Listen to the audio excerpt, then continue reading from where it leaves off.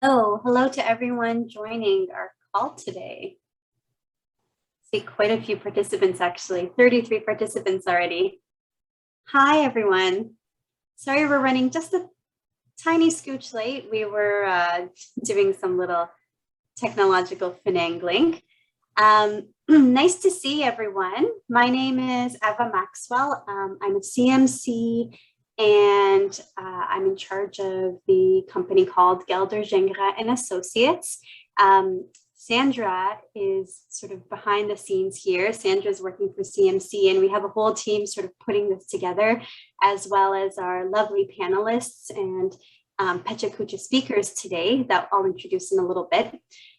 So Sandra is going to be working the chat function there and hopefully sending out some nice LinkedIn links for everyone who's presenting here. But I'd also like to ask you, if you can use the chat function, just mention your name, maybe your LinkedIn profile and what you do as a consultant or what interests you about CMC. So go ahead and fill out that chat box there just to present yourself, introduce yourself so that everyone can see who's joining the call today.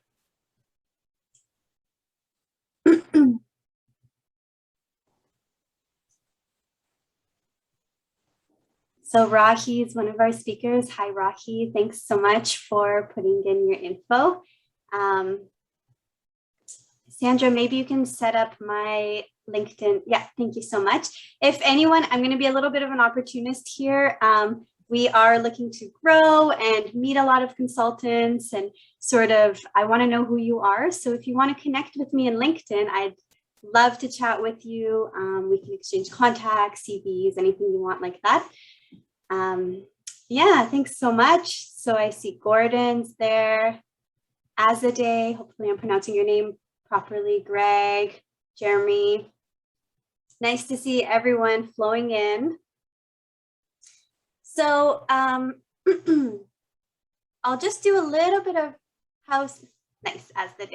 I'm just going to do a little bit of housekeeping really quickly. So this is our second session, our second CMC Converge session. The first one went really well. During these sessions, the approach is really to do a lot of networking. That's why we've invited you all. We'll have 3 breakouts so that you can take a little break and chat and meet your fellow CMCs or leaders in the business community. I expect there's folks all over. I see someone's from Vancouver, BC. I think there's a lot of folks from Ontario. Hopefully a lot of provinces and territories are represented here. Your participant controls are on the lower left corner of your Zoom screen. So everyone is going to be muted and videos are off. Videos should be on, but everyone's muted unless we sort of call on you to ask a question or participate. And of course, everything will be enabled when you're in breakout sessions. But otherwise, we ask that you please keep mute on while the speakers are presenting. To ask a question, you can type the question in the chat tool. We also have at the bottom of your screen, there's a little button in a square that says CC. That's to enable closed captioning, a live transcription of this session. If you want to have that feature, you can see the live transcription just as we're talking. This session will be recorded in part. I believe CMC is using parts of the session and they're promoting it on YouTube. And what's really nice with this too is you can go back afterwards and sort of see the people that are in there, see the discussions that were had with our speakers, and maybe get access to that content if you saw something that was really interesting and you want to go back in there and see what, for instance, Suzanne was talking about, or Thomas or Rahi. So I'll just explain the Pecha Kucha format as well. Anyone who was here last time would have seen this. So Pecha Kucha is this really neat presentation style. Basically, the presenters get 20 seconds per slide for a total of 20 slides. So it comes out to around 7 minutes to present on a subject. So that subject could be anything related to the business community, could be a new type of service presented in consulting, could be about mentorship, could be about anything really. And so as we continue to do these events, these CMC Converge events, we're hoping to get more and more speakers speaking to different subjects in these short, concise, really catchy, really fun approaches. So that's all for my housekeeping. I would also like to do a land acknowledgement. So I would like to begin today by acknowledging the Indigenous peoples of all of the lands that we are on today. So while we're meeting today on a virtual platform, just wanted to take a moment to acknowledge the importance of the land, which we each call home in Canada, which is now known as Canada. And we do this to reaffirm our commitment and responsibility in improving relationships between nations, and also to improve our own understanding of local Indigenous peoples and their cultures. From coast to coast to coast, we acknowledge the ancestral and unceded territory of all the Inuit, Métis, and First Nations. So with that, I think I've gone through all of the housekeeping. I'm just going to start by introducing our first speaker. So we have Rahi Tajzadeh, who is a certified management consultant, Master of Science in Management, and a Bachelor of Commerce specializing in strategy, research, and entrepreneurship. With a background in entrepreneurship, consulting, and research, he brings a unique perspective and set of tools to better identify opportunities, draft strategy, and also execute on the strategy. Rahi can help to improve the position of a company while adding real value to stakeholders. So he has launched several startups over the last 16 years in a variety of different topics, and also volunteers his time helping entrepreneurs, young professionals, and as well as startups.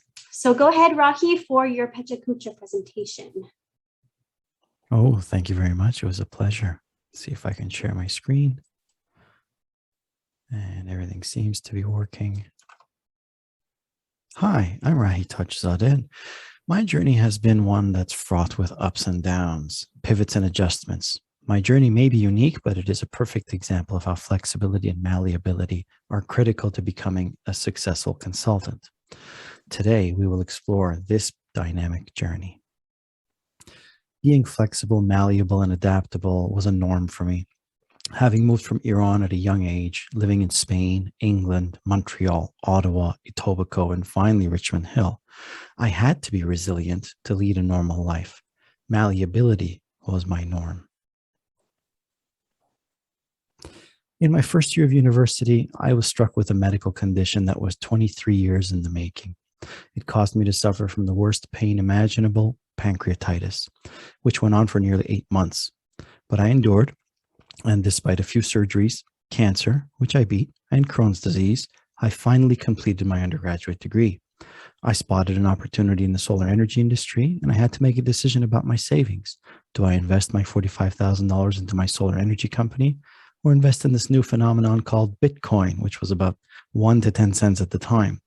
Needless to say, I didn't make the right choice, and I lost out on a lot of money, but I moved on. And in the early 2010s, the Ontario government essentially killed the solar energy industry, leaving us startups to pick up the pieces and pivot.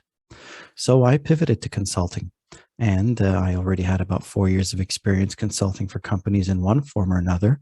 It was comfortable for me to go into that field.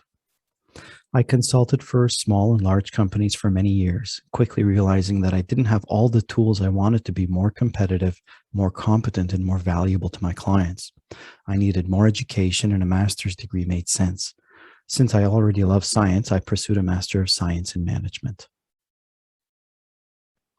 In my first year of my master's, I underwent another surgery, this time to treat my Crohn's disease. Despite a successful surgery, not only did I have a wide open 25-centimeter wound for 4 months due to infection, but my Crohn's symptoms came back within 3 weeks. An interesting first semester, to say the least, but familiar.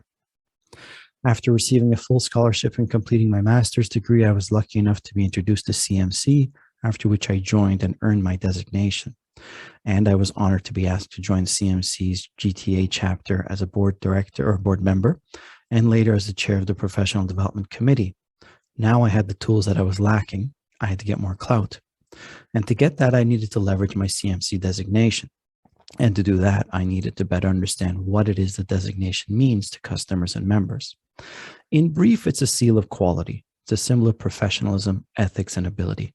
In a saturated market in which everyone calls themselves a consultant, the CMC designation stands out.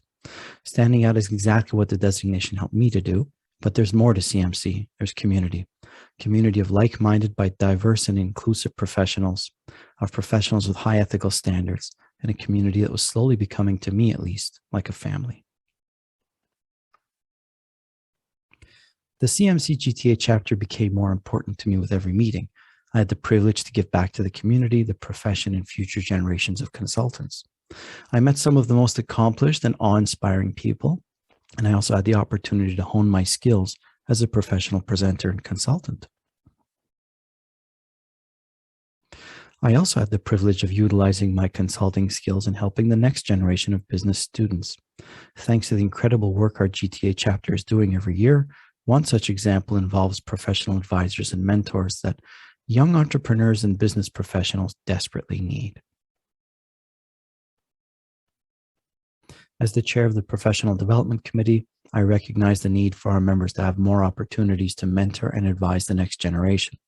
I was able to leverage our organization's clout and reputation to convince an incubator in the Ryerson Innovation Hub to sponsor our events or our efforts to create a mentor-mentee matching program to do just that. The old method of matching mentors and mentees typically involves three major steps: assess the needs and the current state of the mentee, identify the ideal match from a roster of mentors, make the match. But this method is too rigid, too old-fashioned, and it's not of high value today. We built a new mentor-mentee assessment model to be more robust, separating critical components from their own categories, such as listening and understanding. We made the model more flexible, giving mentors the freedom to move back and forth between categories as necessary. Lastly, the model is more malleable, encouraging more focus on weak points. Our model also applies to the mentorship process itself, giving the mentor and the mentee the freedom to move between listen and execute as needed.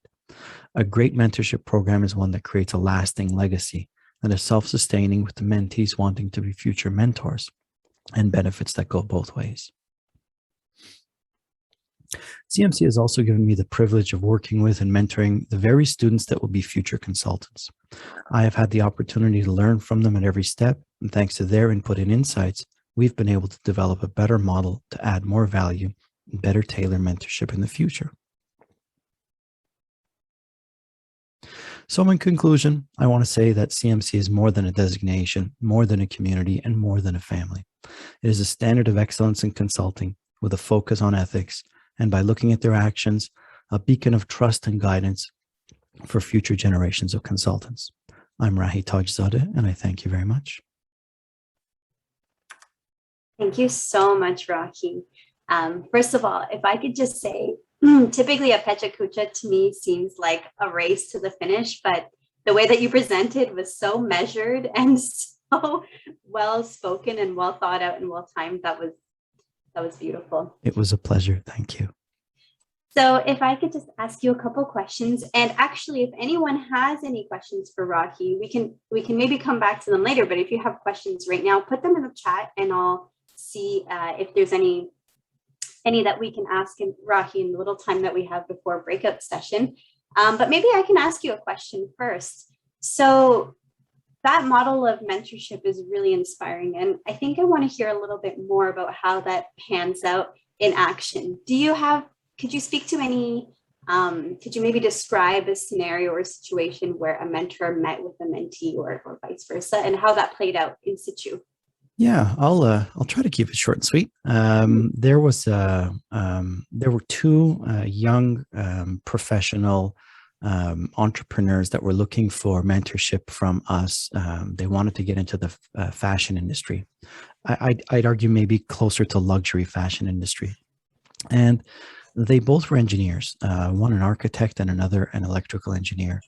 If we were to use the old model, what I would do is have them pick up a bunch of used textbooks from university stores, bone up on their business skills, better understand the business planning process and methodology, opportunity spotting and validation, and then go through the opportunity spotting process, and then come back and see how it is that we can mentor them to actually go through with execution. However, we found that that model was not flexible enough. They were ready to go despite not having a business background or a bachelor's degree in business. They had enough of a knowledge of the industry, protocols, best practices, methodologies. They knew enough about the materials, the manufacturers, the norms, that if they were to start just kind of filling in a business plan, they would have filled in quite a bit of it, frankly, of the informative side at least, not necessarily the analytical side. And so it was more important for us to go through a dialogue where we help them understand what they're missing, and rather than focus or have them focus on only on filling those gaps, to move forward with actually planning and analysis while filling the gaps at the same time. That better matched what their where they were in their journey than if we were to kind of push them off and say, you're not ready yet, frankly. And so that model really was far more robust and flexible for them. And as we've moved forward, we've had to go back several times as well, back to listen, back to understand, back to discuss. Where the old model, it's like once you start executing, you're now focusing more on execution than you are on their understanding or the discussion. So it was just an outdated model. We wanted to improve it, and we felt that a dyadic approach was probably a better one. Thank you so much. I like that. Actually, it seems like it makes a lot more sense for where they were in their journey, and without having to maybe even not waste, but spend a lot of time up front on things that would maybe not have been useful to them. So Jeremy, I see your question, and maybe that's a question that you can discuss in breakout sessions. Right now, what we're going to do is we're all going to be put in breakout session rooms. There's about 6 people-ish to a room. And we've put some questions in the chat just to maybe stimulate your conversation. And you can choose, really, do you want to present yourself or just talk about your consulting journey, or how your day is going, or what have you.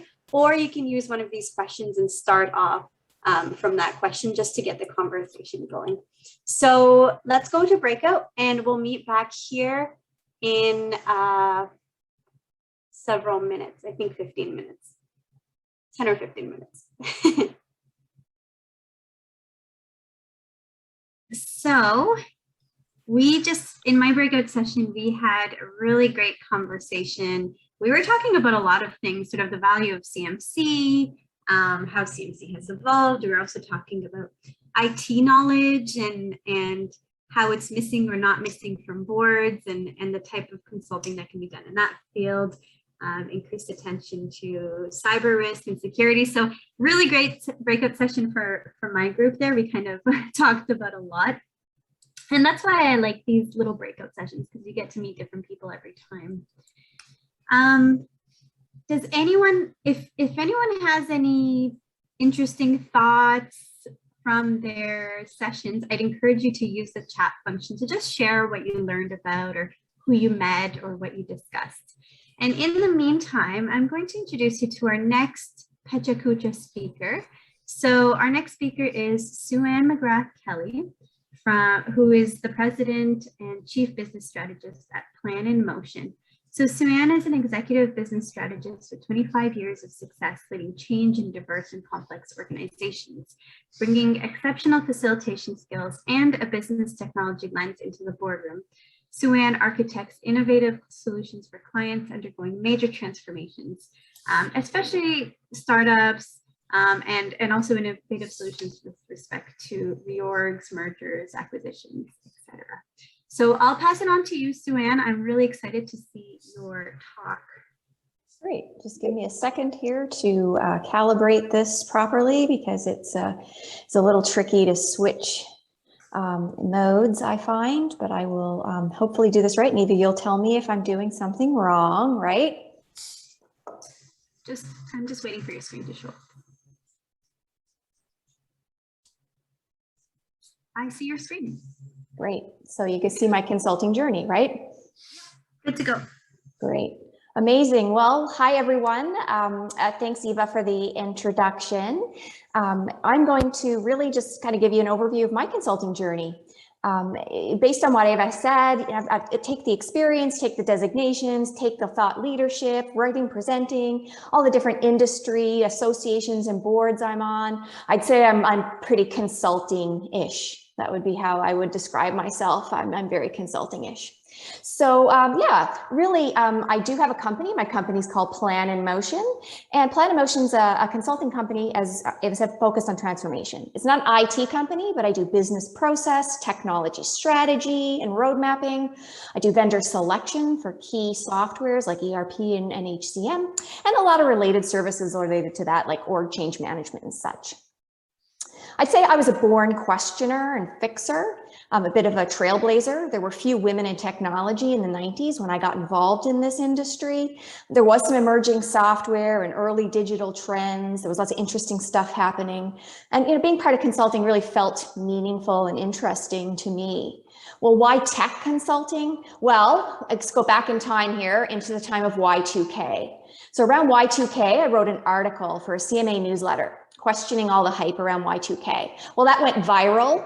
Well, what does that mean in the 90s? Well, it meant it got reprinted in one newsletter and reprinted in another newsletter, ended up on a coffee table in a boardroom somewhere. But essentially, I became a tech expert overnight based on that. But what that showed me was the power of networking and how important the power of content, relationship, and associations was. All my work that I've ever done comes from either referrals or from networking.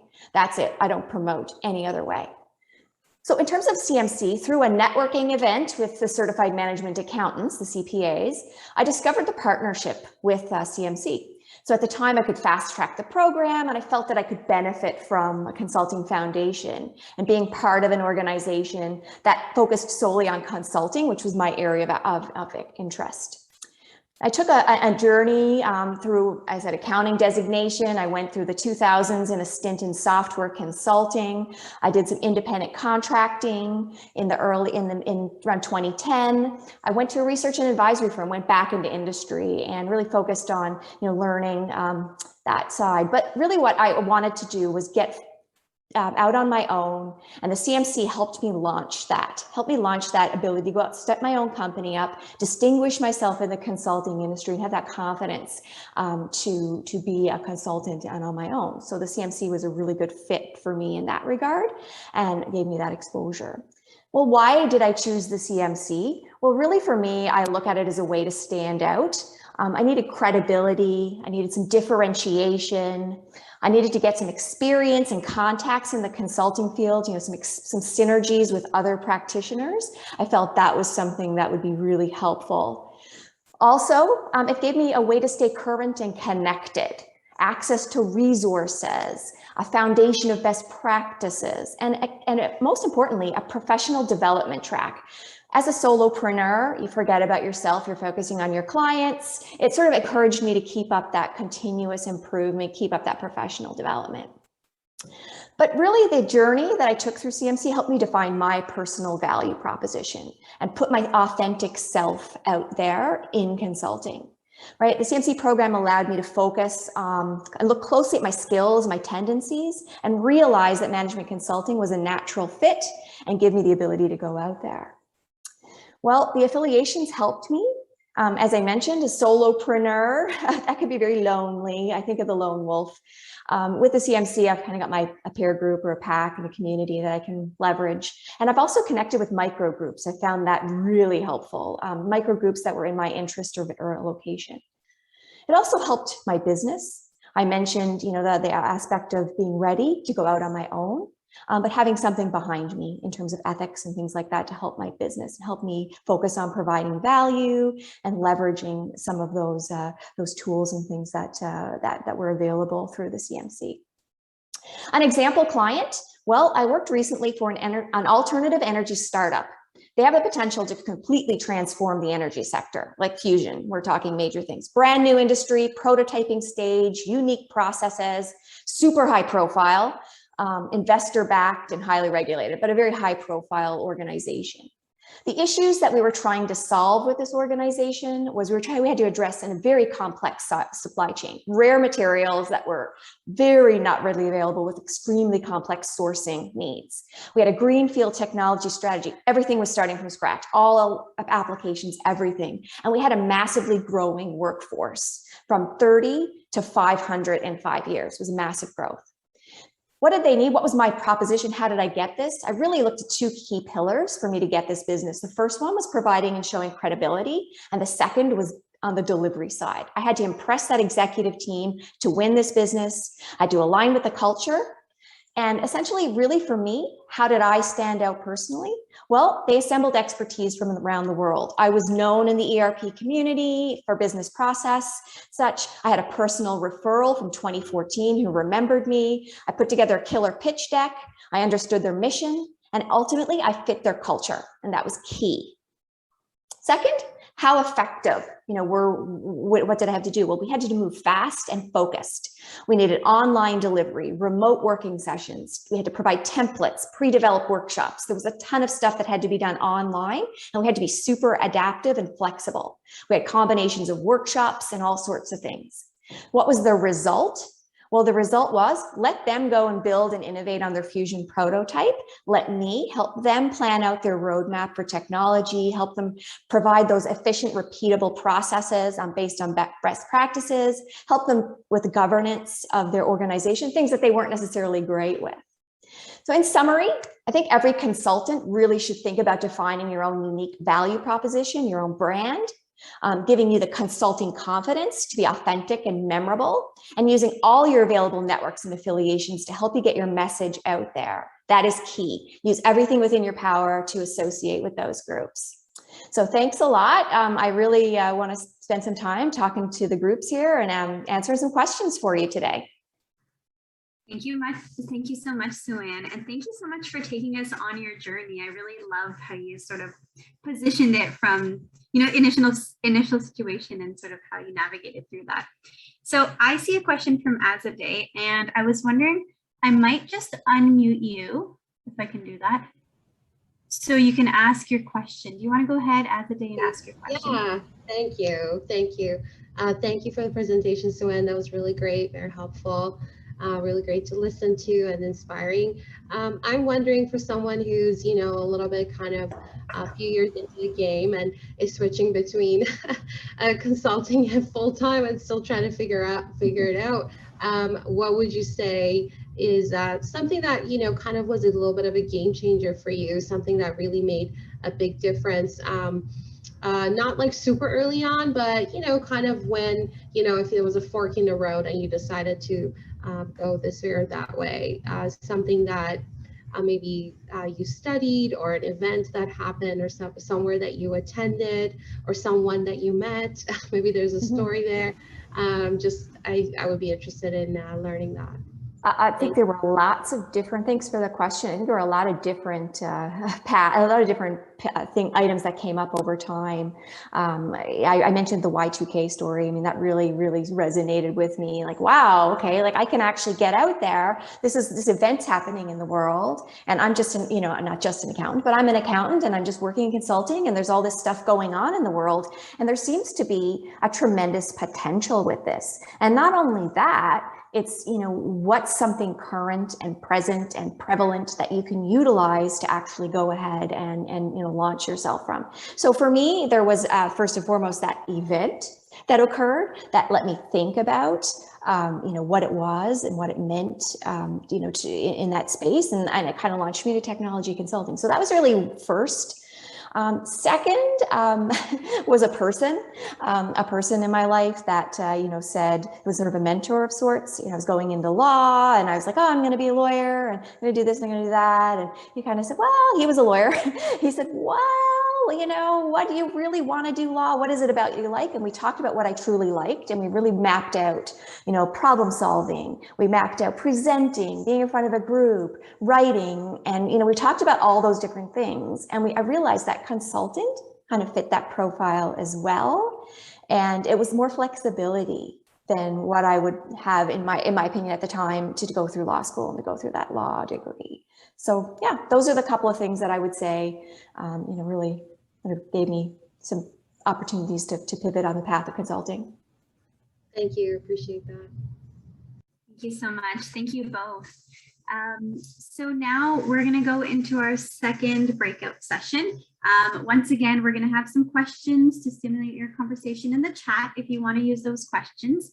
And after the breakout session, we'll come back and we'll have our main speaker Thomas Mularski, who's going to be talking about privacy in Canada. So stick around for that. Let's go to chat rooms. Oh, we're all back. Does anyone have any thoughts to share from their breakout session? Anyone want to chime in through the chat? Yeah, there's one thing that we noticed.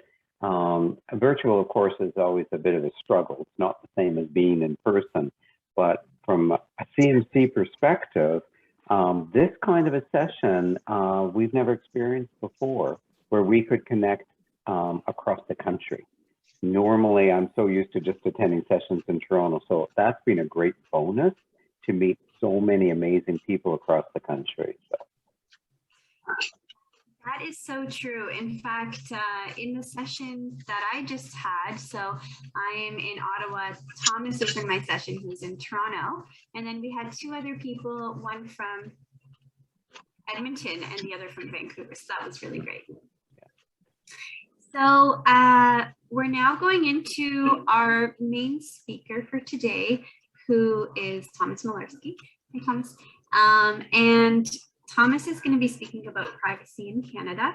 So Thomas is a dedicated professional in the field of digital transformation, cybersecurity, and data protection and privacy. He is a certified information privacy professional, CIPP, and has over 5 years of experience in business, IT, and cybersecurity consulting services.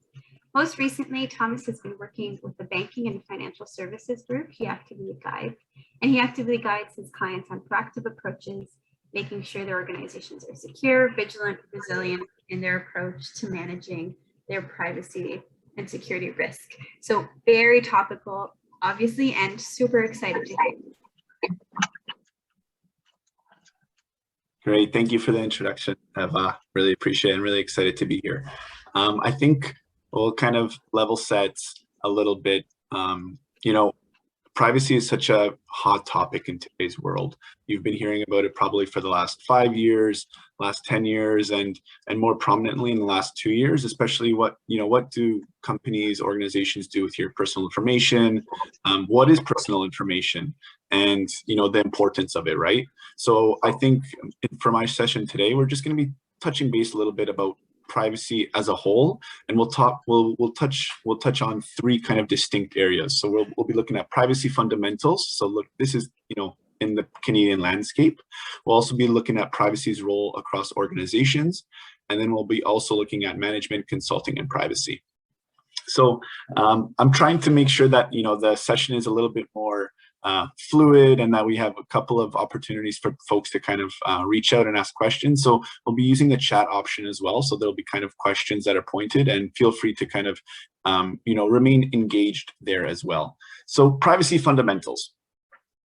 What does that really mean?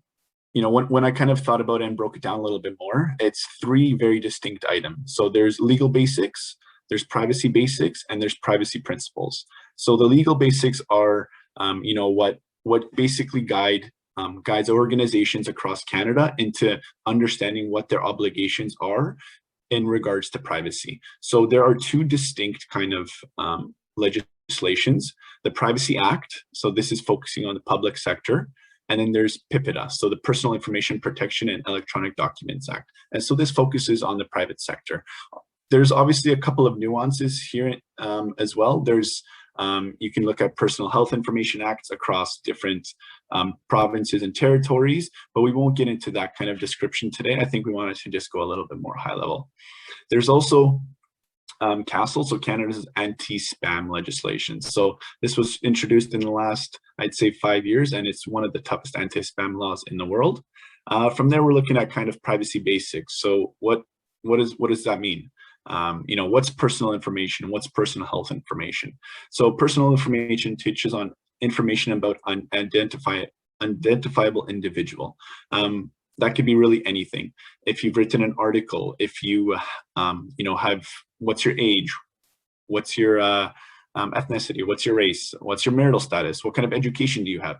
Anything that could help identify you as a person is a type of information that it's sensitive, and it's very kind of important for an individual. And there's also personal health information too. So personal health information looks at the information regarding your physical or mental health of an individual, and this includes the ability of the history of the family as well. And then this is broken down into privacy principles. So privacy principles originated by the Canadian Standards Association, where they developed 10 specific principles, and they basically form the ground rules for collection, use, disclosure of personal information, and along with how to provide access to personal information.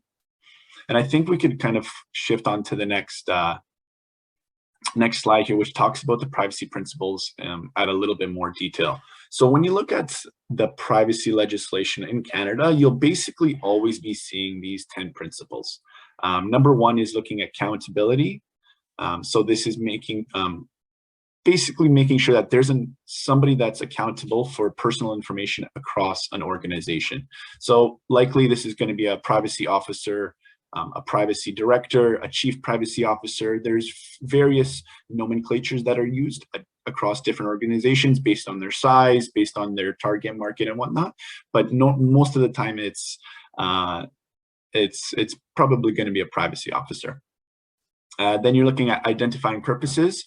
And I'm sure these slides will be kind of shared afterwards, so for your references. So no need to, I won't go into too much detail with the kind of the language here, but I just wanted to touch base on each of the 10 principles a little bit. Purposes, so making sure that you collect information, whether it's personal information or personal health information, for an identified reason. From there, we're moving on to consent. So making sure that you have consent of the individual for that specific information that you're collecting. It could sometimes be informed consent, or it can sometimes be consent that is, understood consent. So maybe you've been with a program before. A good example that I use here is that you're part of a loyalty program. You might have Air Miles card, and you've already provided your consent to Air Miles. So maybe they'll be sending you specific advertisements based on that. Limiting collection. So this principle focuses on, just collecting information that you really need to identify that individual. Another example of this is, say you're going to a grocery store, and at that grocery store, they're picking up your information because they wanted to know your email, your name, and maybe it's whether for a return or whatnot. What we've seen at different clients is sometimes they pick up, information that they don't require. For example, a driver's license number. There's no reason for collecting that information for that specific item. So why are you collecting it? Limiting use, disclosure, and retention. So this is understanding that PI should only be used and disclosed or retained for the information. Number one, for how long it was supposed to be set out, and two, for what it was captured for. Number 6, looking at accuracy. So PI should be up to date and as accurate as possible in case an individual wants to look at it. Number 7 is one of my favorite ones because it's a direct correlation between security and privacy. So 7 looks at personal information must be protected by appropriate means relative to the sensitivity of the information. So, I would hope that, your SIN number or your driver's license number will have further security controls in place than something like your name or your last name, which maybe even you could find on LinkedIn or whatnot. Openness. An organization must be detailed about its policies and practices around privacy and personal information that they store. So you should find, to be honest, on for many organizations on their websites, within their privacy notices, I'm sure you've seen privacy notices, privacy policies very, very often about what type of practices they have as it relates to privacy. Individual access is where an individual may access personal information that an organization holds about them, just to make sure that, number one, not to make sure, but it's their kind of right to do that. So if you were to reach out to your employer, if you were to reach out to a separate organization like a loyalty program to capture to understand what PI is captured about you, that you're free to do that. And then finally is challenging compliance. So understanding here that an individual may challenge the compliance of the organization as it relates to privacy. So basically asking maybe the privacy officer, hey, what are we doing for privacy? why are we doing like this, and realms of this nature. From that kind of, high-level overview of privacy fundamentals, I know we talked about legal basics, a little bit of privacy basics, but I wanted to touch on privacy principles, as I feel like I'm a professional in this area that I didn't focus on it before, but it's such a big kind of, market for it, and it's very important to kind of understand and know as well. From here, we touch on what privacy's role is in organizations. So I kind of broke this down into, I think we go to the next slide, 7 distinct areas. And so within these areas, we'll kind of talk a little bit about them. And I'll just check the chat to see questions. Great, I'll quickly answer Jeremy's question. From my experience, what is the biggest mistake your clients make when it comes to personal information? That's a very good question, Jeremy. So in terms of background, I've been focusing on privacy engagements for the last 4.5 years. And I think one of the biggest mistakes is that they feel that they don't know where a lot of their personal information is held. What does that mean? So if you have a partnership with one program and then another program in different lines of business, maybe the data and analytics team, maybe the IT team, sometimes that data can be housed in different areas, and sometimes an organization is tough for them to pinpoint exactly where the different data is.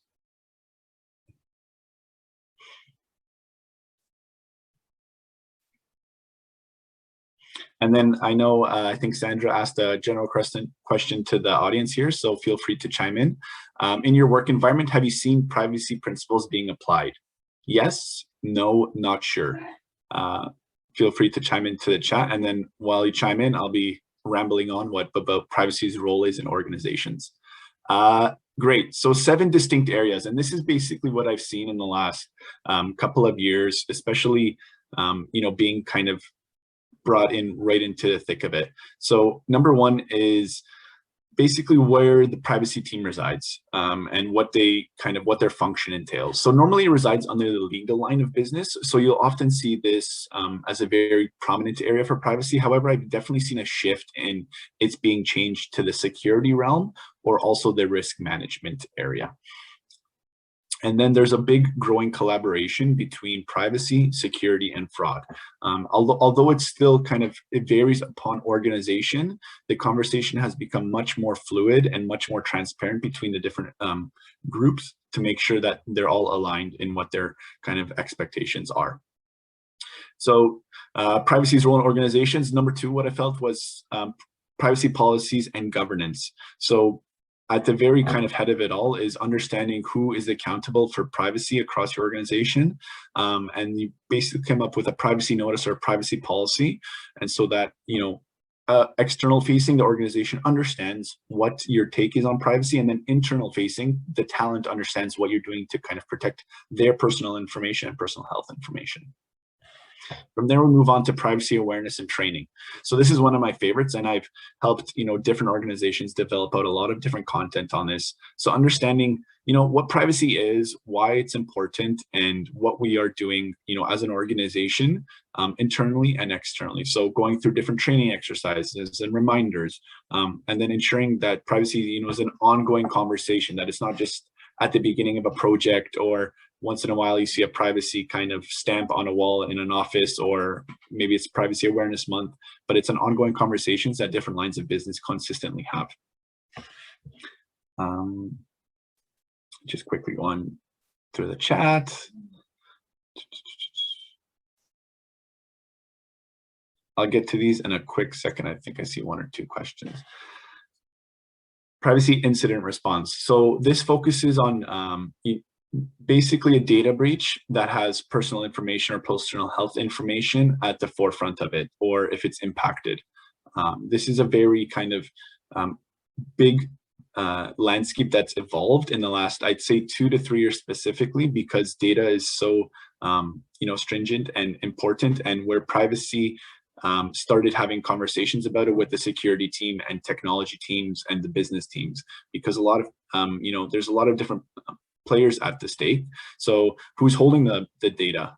Is it privacy? Sometimes it's not the privacy team that understands where all the data is. However, privacy has to be kind of woven into that.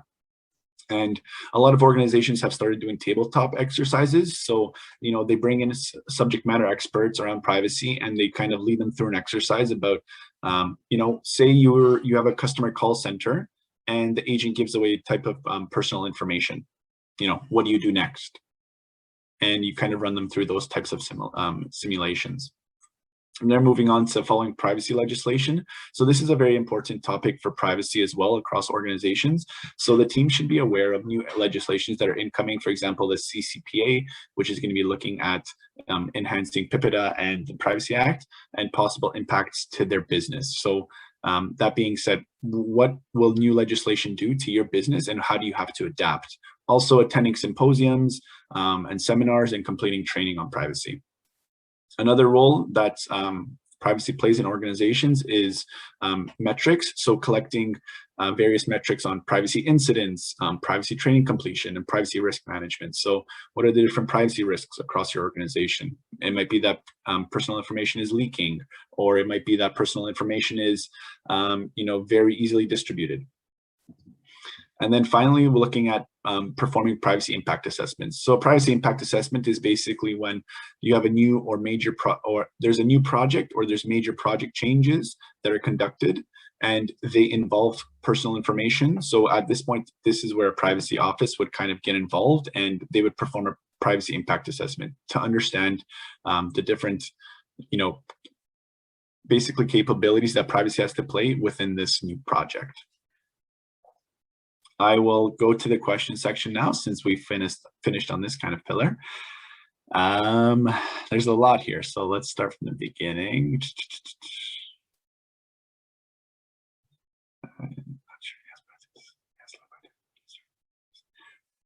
Nice, that's great. Led by a tech company to be certified by Privacy by Design. That's always, so Privacy by Design is incorporating privacy at the beginning of, you know, a project or an engagement and making sure that it takes it across its entire life cycle. And then it continues after the life cycle as well. Hi, Thomas. How do you satisfy clients about privacy in the era of cloud being hosted outside Canada? So in terms of data that's hosted outside Canada and how it relates to personal information, you have to look at the different legislation and if it's applicable to you. If it's public sector, it has different meaning. And if it's private sector, it also has different meaning. And it could be housed specifically in different areas based on the different kind of information that's being collected and the type of organization that you are. So we normally basically assess a client and see where they are and, you know, what do they fall under. And then from there, we kind of take it step by step. See the intersection between government security practices, facility security, and the privacy legislation you're talking about. Eva, I will get back to you on that one. That's a good one. It's tricky because they have a whole different set of security requirements in one. It's so important. Thank you, Michael, for chiming in there. Yes, privacy and consent is so important when undertaking survey research.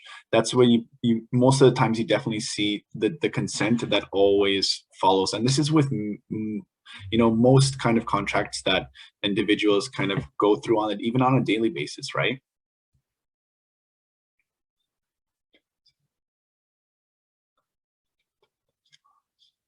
Paramount in Canada, there are two very limited instruments. Yes.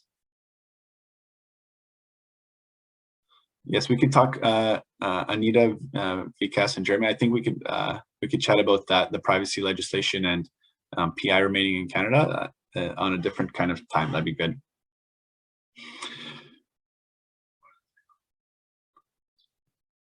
What types of organizations subject to this legislation? In other words, what are the legal obligations of an uncovered solopreneur or Janet, I think we could connect on that offline if you'd like. Just in the interest of time, but there's specific language, and you know the commission, the Office of the Privacy Commissioner of Canada, they have a very distinct meaning for different organizations and where they are at in their life cycle as an organization, and then you could follow along in a survey there to see if if your specific organization is, has to attest to the different privacy legislations.